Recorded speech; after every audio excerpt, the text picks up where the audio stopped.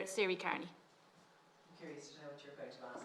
It's similar to I'm going to be slightly different. So first of all, thank you very much for taking the time to be with us this morning. I think this has been hugely educational. I am old enough as an Irish person to remember a time in our society when being gay was illegal, and we have taken such a human rights societal change that in my lifetime we've gone to a place where I stand up and argue for same-sex couples' parenting rights. So, and that is a really welcome, fantastic growth in our society of inclusion.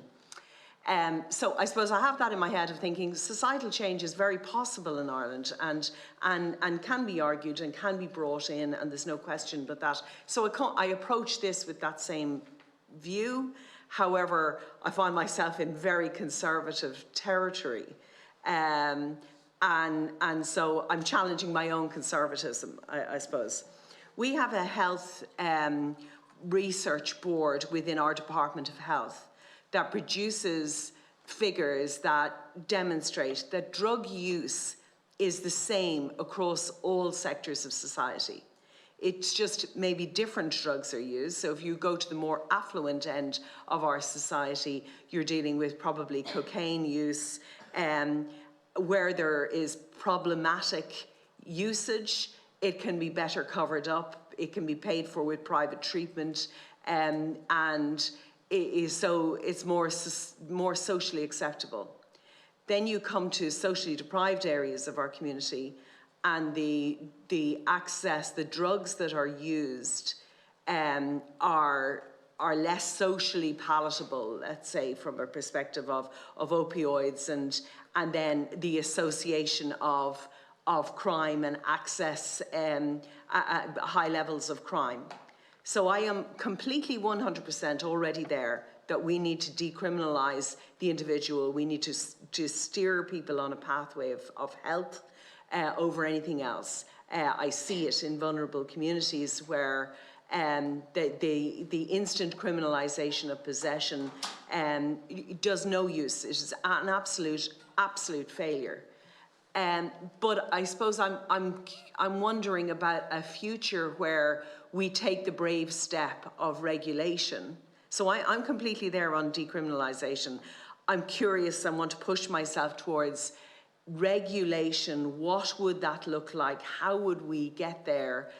I don't want to say that we should arrive at a stage where all of our social services, our youth work, our investment in socially deprived areas has to reach X bar and have those outcomes before we could even consider regulation, though the sensible and the fear for communities to be exploited puts me at that place of saying, well, we would need to show a lowering of poverty, because in those societies, vulnerable families are exploited. Single parents have their children exploited as drug mules. The loophole or the correct attitude of our criminal justice system is, if you're under 18, you shouldn't carry a criminal record into your adulthood, and so that's exploited by drug gangs in the use of children in the whole dissemination of drugs. So I suppose I'm trying to get my head around, and I'm sorry I'm not as eloquent and as far down the road as my colleagues on this committee, but just trying to get my head around the stages that bring us to a place where we'd regulate. And at the same time then, I see they've regulated in New York, and from a place that I would have once enjoyed going to, my most recent experience of going to New York was one that I would never want to repeat, where a father and mother and an 8-year-old child are approached on the streets constantly to sell cannabis. The smell of cannabis on the streets is just incredible. So that makes me think, oh, well, I certainly don't want to go down that route. So I don't know, help me in moving myself to that place.